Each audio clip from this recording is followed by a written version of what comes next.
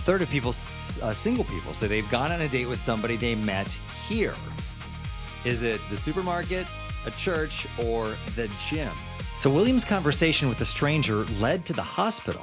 But the reason why I think is going to make you smile. A simple way to find more joy in life. It's a way to level up your life. The power of a simple question. It's your daily joy scroll coming up. The Good News Show with Andy. The number of the day is... A third of single people say they've gone on a date with someone they met here. It is the gym. You never know when God's going to have your path cross with someone that you could be spending the rest of your life with. So if you're still waiting for your person, be on the lookout everywhere. And if you met in an unusual place, I would love to hear that story too. What's the unique place you met your spouse? We met while we were doing the Passion play at church, and he was actually a disciple in the play, and I was an angel. And just like other people, I was very independent, wasn't going to get married, wasn't going to have kids.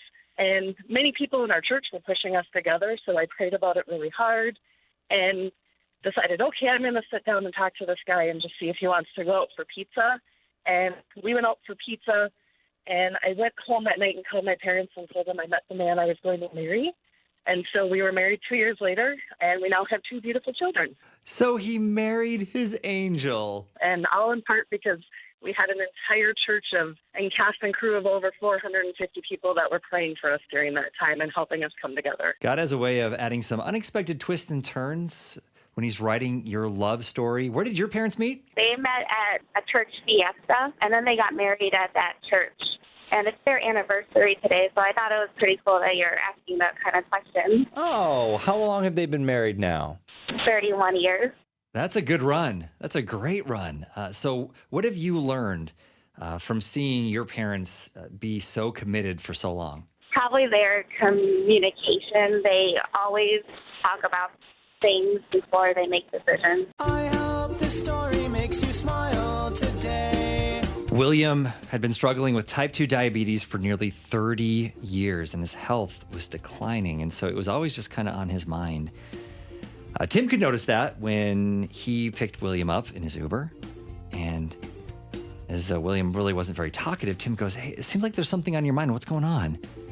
And William just shared his journey and how he was kind of losing hope. Then as Tim pulled into William's driveway, he turned around and said words that William would never forget. God must have put you in my car. Then Tim made an extraordinary offer. He says, if you'll take my name and number, I'd like to donate a kidney to you. And the cool thing, Tim followed through, donating his kidney and saving William's life, showing that you never know where a conversation with a stranger can lead to, including a hospital. If you're praying for God to get rid of a problem in your life, I was doing that too with my taxes. I hope you didn't have this problem this year, but I owed a lot of money. And so I was trying to figure out, maybe I'm doing it wrong. Nope, tried everything. No, that's a lot of money I owe. And so I'd been praying about it, like, God, just, you can work miracles, take it away. He didn't. You know what he did instead? 2 months before, he provided money I was not expecting.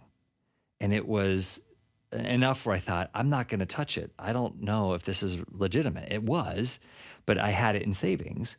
And guess what? It was enough to cover the tax bill. God provided for me before I even knew I needed it. Every journey starts with the first step, and it's the same for you if you're trying to figure out, where do I start my fitness journey? Maybe you do what Zach did. A few years ago, he realized something had to change, and there was a mountain by his house. So he got up one day and he's hiked up the mountain. He said it took him about an hour and a half, and it was really tough. And then he did it the next day, and the next day, and the next day. And after hiking that mountain every day for 3 years, Zach has lost 200 pounds. And now he's starting the biggest journey of his life. He's going to be hiking the whole Appalachian Trail, which, by the way, is about 5,500,000 steps. And it all started with just one. Here's a simple way to find more joy in life and level up your life. Revisit things that have brought you joy in the past. They'll do it again, and maybe that'll encourage you to do those things that brought you joy again, because nostalgia is powerful. Birth announcements have gotten out of control, but there are some sweet ways to let your family know that you're expecting a bundle of joy. Our daughter and our son-in-law, had been married for many years, and the mother-in-law and I were anxiously waiting for new grandbabies to come. So our daughter and son-in-law invited us at a little diner, and the waitress gave us a menu and said, here's what our specials are, and the really good special is on the back side. Well, the dads, and they turned over that, and they said, you're having a baby. And we went, what? The mother-in-law and I were going, what? Who's having a baby? They're having twins. Our twin grandbabies are going to be 5 months here in a couple days. So note to parents, when they say there's a special, there might be a special behind that. Birth announcements are out of control, but some of them are just out of control cute. I actually have a couple that I did with my 2 kids with our family. When my daughter was a year old, we took family pictures, and in one of the pictures we had a picture saying from Tim, Megan, Bella, and baby Engelman. Every parent missed it because they weren't really reading what was on the picture. And our Facebook announcement, actually, a fun thing we did was we had a picture of our daughter sitting next to her little kitchen set and had her holding a sign saying number 1 and had the oven say number 2 coming July 2013. And I'm guessing people probably picked up on that a little bit better than the pictures. Yes, much better. It's a simple question, but it could change someone's life. This is what happened when Abby invited Vivian to her church. And I wasn't sure about coming over because my history of Christ and going to the church wasn't the best. She seemed so confident and so loving that I'm like, if this is gonna make me happy and make my family grow their faith in Christ, why not? If I can make my daughters feel loved and safe and trusting in God like I was when I was a child, I would love to give that gift to my daughters. So I decided to bring them over, and it's been a couple months, and I feel a great community. I've learned a lot. My daughters talk about Christ. We learned how to pray, and I feel like all the support that I needed for a very long time, I finally found it. And it all started with a simple, loving question. Hey, want to come to church with me? It looks like you've got a text from God. Jesus says in Matthew 11:28, if you are weary and carry heavy burdens, come to me. I will give you rest. You weren't built to carry it all. You were invited to lay it down. If you've ever wondered this, is it okay to start after 30 or 40 or 50? Someone much wiser than me said, until death removes you from this world, the reset button is forever pressable. Encouragement for you if you fear failure. You should actually fear inaction a lot more than failure, because failure is inevitable.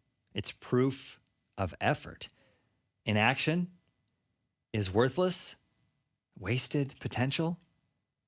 That is the real enemy. And this has kept me from trying my whole life, thinking my mistakes lead to mediocrity. But in reality, doing nothing gets me there much faster. There are more distractions in your life than ever, but it's nothing new. There's a story of Jesus going to the home of a woman named Martha, and her sister Mary was sitting at the feet of Jesus. Martha is behind the scenes trying to make sure that she's a good hostess.